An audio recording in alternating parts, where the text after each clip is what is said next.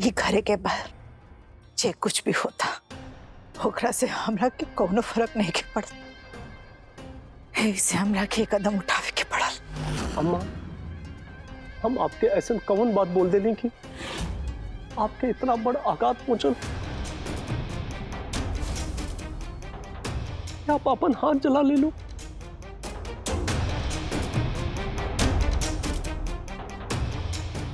ये घर के चार दीवारी के बाहर का होता का ना हमरा के ओकरा से कोनो फर्क नहीं के पड़ता। तोहार और श्वेता के शादी में इन सब वजह से रुकावट पैदा हुई, ये बात के हमरा के डर हो।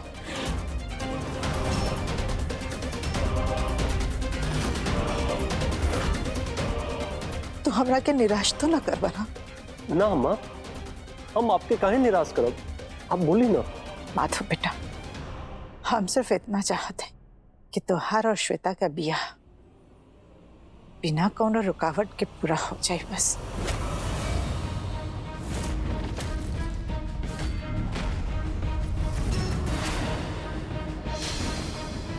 ये सब जे गहना के चोरी होके से घर में खरमंडल मचल बा, ओकरा से हमरा के बहुत डर लागता बेटा। यही सब के समाधान खातिर हम एगो बहुत बड़ ज्योतिषी से मिलली और वो हमरा के बतौलन कि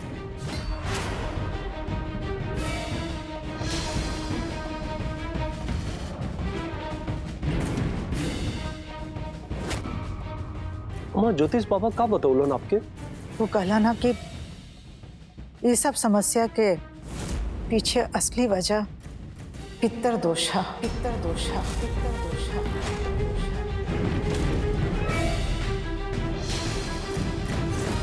पितृदोष? माधव बेटा, पितृदोष से मुक्ति पावे खातिर हमने के अपन पूर्वज लोकन के विधि विधान से श्राद्ध करे के पड़ी। श्राद्ध करे के पड़ी। श्राद्ध करे के पड़ी, तबे जाके घर में सुख शांति के वास होखी।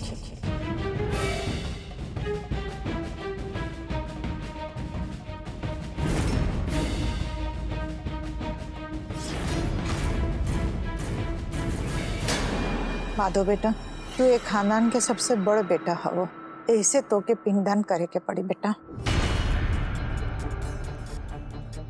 माधव बेटा, बोला तू करबा ना ये काम के?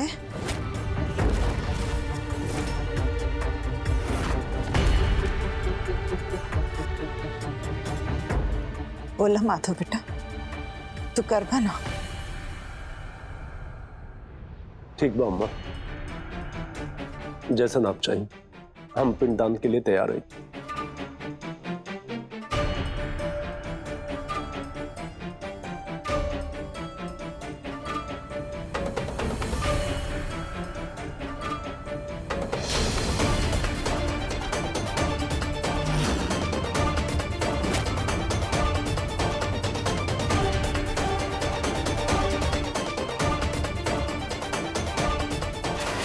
माधव, तोरा के कैसे मनावे के हा हमरा बहुत अच्छे से पता है।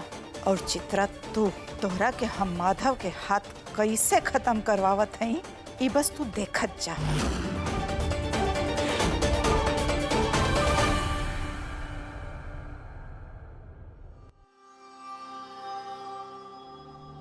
साध्वी माता सब बता देले बाड़ी ना? जी, सब बता देले बाड़ी। पंडित जी, ये श्राद्ध के फल तो हमने के मिल जाए नो? जी बिल्कुल मिली। पूजा के अंत में नारियल से आग की ज्वाला निकली। अगर ज्वाला निकल के शांत हो गई तो समझ ली कि चित्रा के आत्मा की शक्ति भी शांत हो गई। और अगर ज्वाला शांत नहीं के भइल तो ओकर मतलब ओकर आत्मा की शक्ति भी खत्म ना भइल। फिर हमनी के कुछ और उपाय करे के पड़ी।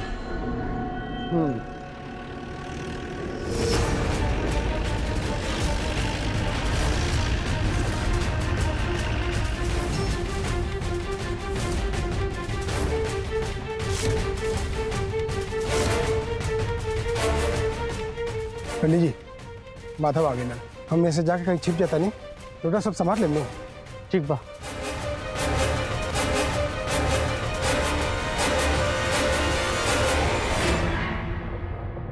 पंडित जी प्रणाम। खुश रही माधव बाबू, खुश रही। माधव बाबू, आप पहले जाके नदी के पानी में डुबकी लगा के आई, फिर पूजा शुरू होगी। जी पंडित जी।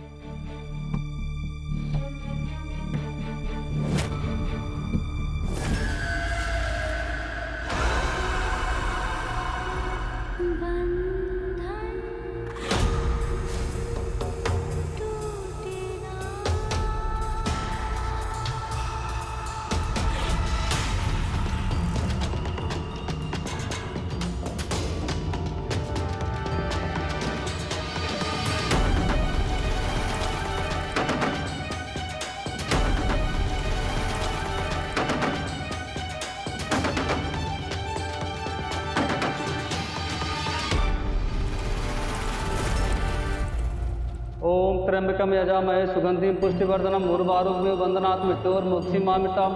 ओम त्र्यंबकम यजामहे सुगंधिं पुष्टिवर्धनम उर्वारुकमिव बंधनात् मृत्योर्मुक्षीमामृताम्।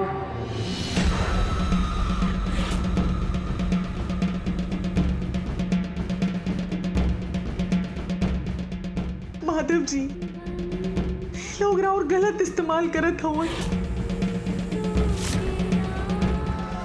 भगवान खातिर ही पूजा रोक दी।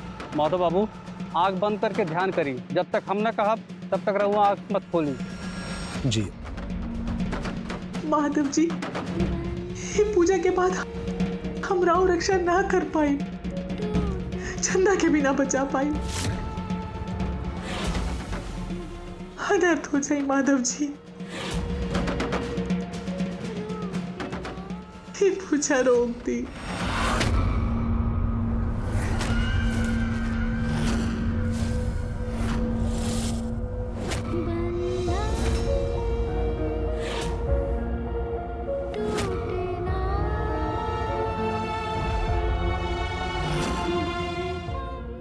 अनर्थ हो जाए माधव जी।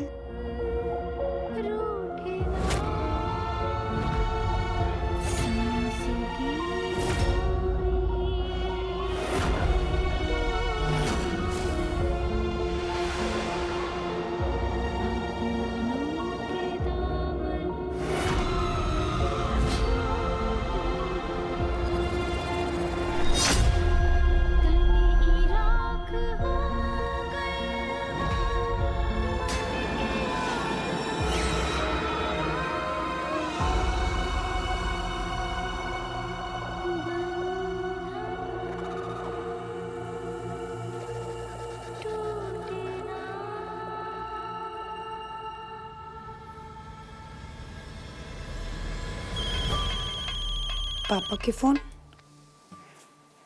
हेलो पापा। अब चिंता के लिए कोनो जरूरत नहीं है श्वेता। अब निश्चिंत होके तू मंगनी और शादी की तैयारी कर सकेगी। हमने के रास्ते के रुकावट साफ हो गई। जवन शक्ति हमने के इतना दिन से परेशान करत रहल, वो अब पूरी तरह से खत्म हो चुकल। अब वो हमने के कुछ ना बिगाड़ पाई। आज के बाद त्योहार सिर्फ और सिर्फ जीत ही होगी। सच्ची पापा? ठीक है पापा, आप आ जाइए, मिल के सेलिब्रेट करल जाइए।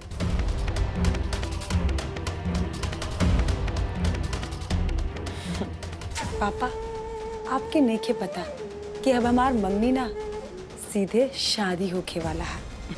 आपके पता चली ना, आप हैरान हो जाए।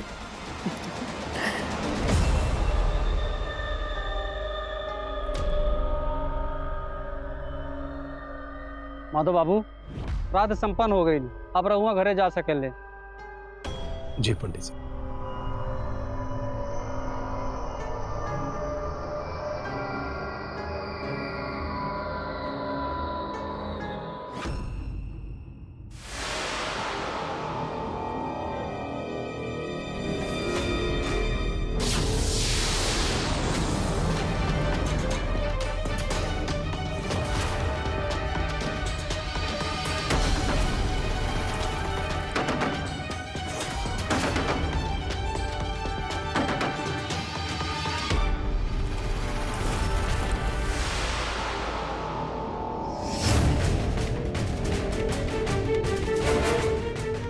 माधव जी,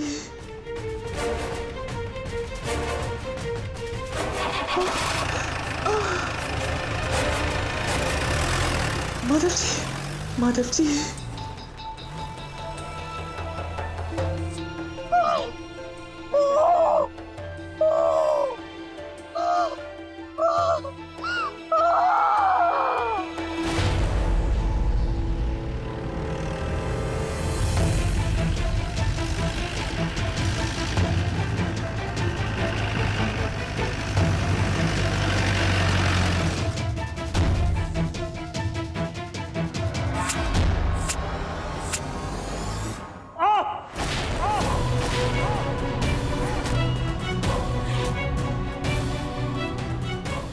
रुद्र, अरे रुद्र जल्दी आओ, हमके साथ काट दे लो, हमके साथ काट दे लो।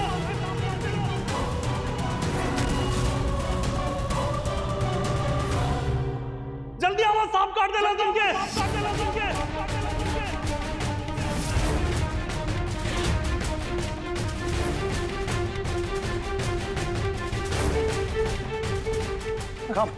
कहाँ भैया? रुद्र, हमके सांप काट दे लस। देखा वो जादवा।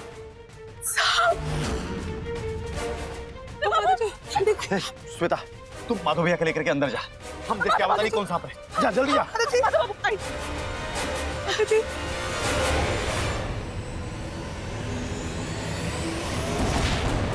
अरे बाप रे, काला नाग है ये।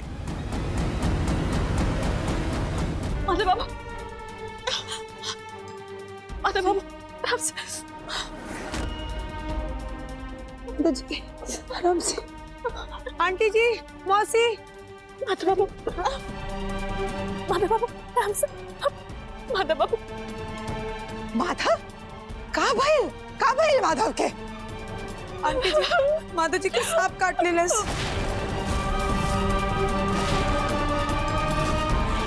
सांप? माधव बेटा, सुता जन, आँख खोले रखा, बिल्कुल ना सुता। माधव, माधव, आंटी जी, हम डॉक्टर को बुला के लावत है। हाँ जल्दी। माधव, माधव, सुता जन, चंदा जल्दी से बांध।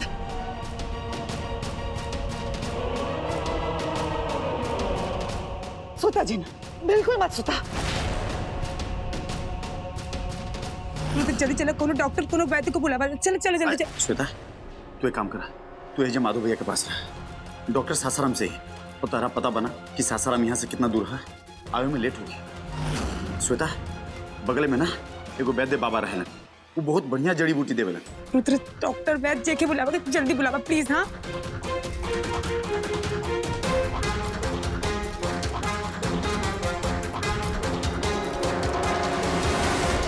ई का करत हूँ? जहर निकाला थे दीदी।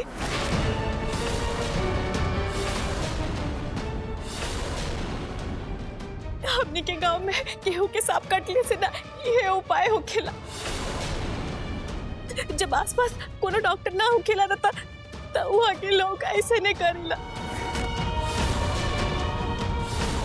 यही से दीदी हम ऐसे नहीं कराते। माधव बाबू, आँख खोली माधव बाबू, आँख खोली माधव बाबू। भैया, माधव, सुता जन।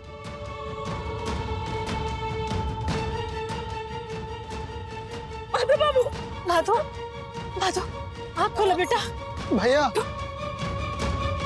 भैया जागले नहीं। ए भैया,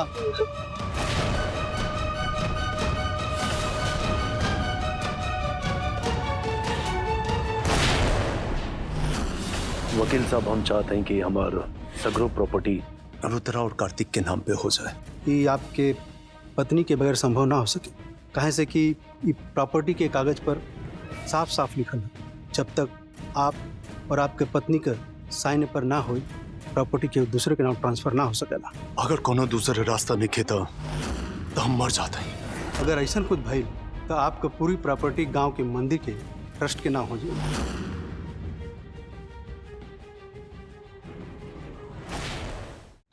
माधव बाबू, दीदी देखी ना। दीदी चिंता ना करे, माधव ठीक हो जाए। चिंता के तो बात हो, चिंता कैसे ना करे। और ये माधव की कुछ हो गए तो पूरा प्रॉपर्टी मंदिर के ट्रस्ट के नाम हो जाए। ये जब तक डॉक्टर आके हमरा के तसल्ली ना दे दे कि माधव ठीक है, खतरा के बाहर है, हमरा के सांस में सांस ना आई। आई पैची, ये देखिए। दीदी वैद्य जी आ गए। उठ श्वेता।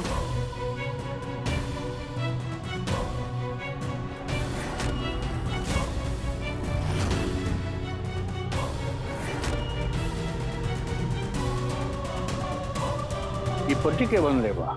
ये पट्टी चंदा बन ले लिया, चंदा बन ले लिया, चंदा बन ले लिया। सांप के जहर वो अपन मुंह से चूस के बाहर निकाल दे ले बिया। तो चंदा तो ठीक है कही। देवी माँ की कृपा से अब माधव बाबू ठीक होंगे। शायद भगवान चंदा के भेज दिलन माधव के जान बचावे खातिर। ये तो बहुत खुशी के बात है। अब हमार माधव खतरा से बाहर है। तो रहुआ आप चंदा का धन्यवाद दी कि इनका सूझबूझ से ये खतरा टल गई, ये खतरा टल गई।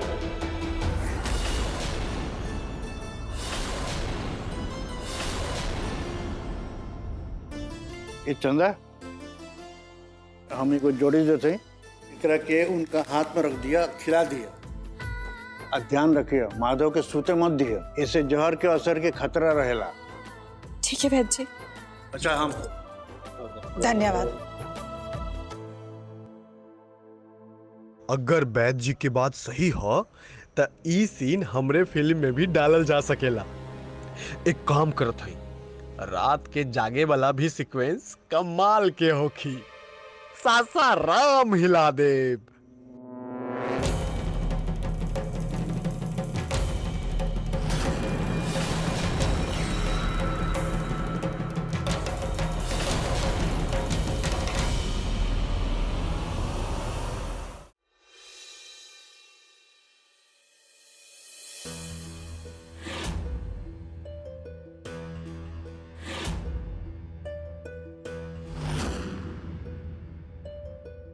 माधव बेटा, घर के सुख शांति खातिर तू पूर्वजन के श्राद्ध करे खातिर गल और तोरा के सांप कटलस।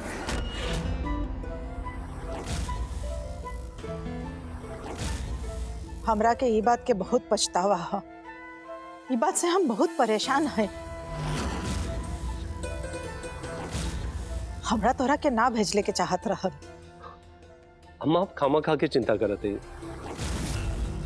सांप के काटल केवल एगो संजोग रहे। आप अपने आप के दोषी मत मानी। अब तो जहर भी उतर गई। वहां एक बात बोली, हमके सांप के कटला से उतना दर्द नहीं क्यों होत जितना चंदा के कटला से होत बा। ऐसा लगत बा जैसे कि पूरा अपन गुस्सा ही हमारे हाथ के ऊपर उतार दे ले बिया।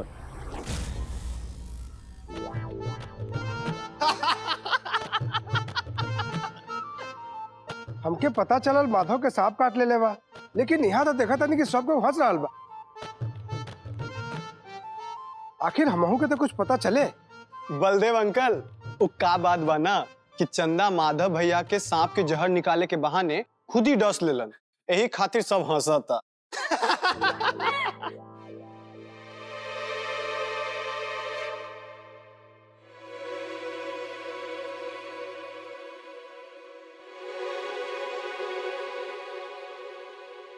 माधव जी हम आवत हैं।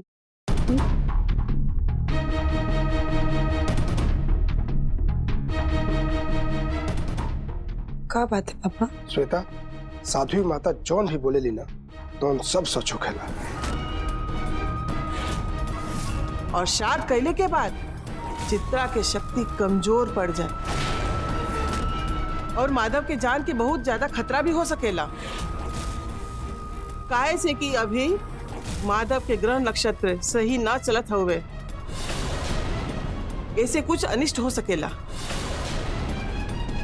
इतना नहीं, वो घर के एगो सुहागन विधवा भी हो सकेला, विधवा भी हो सकेला। अच्छा तो ये बात है। पता है पापा, हमरा को तो ये बात पता ही है। जब से माधव जी का सांप काटिल बिया ना, तब से वो चंदा हर वक्त उनका आगे पीछे घूम रहल बिया। एक पल के लिए, एक मिनट के लिए उनकरा के अकेले ना छोड़ल। ऐसा मत हो कहता श्वेता, कौनो उपाय लगा के चंदवा के वजह से भगावा, तबे माधव तार रुकिया, ना तो चंदवा के हो जाए। आप चिंता मत करिए पापा, हम उस चंदा के वो हाल करब कि आप बस देखत जाए।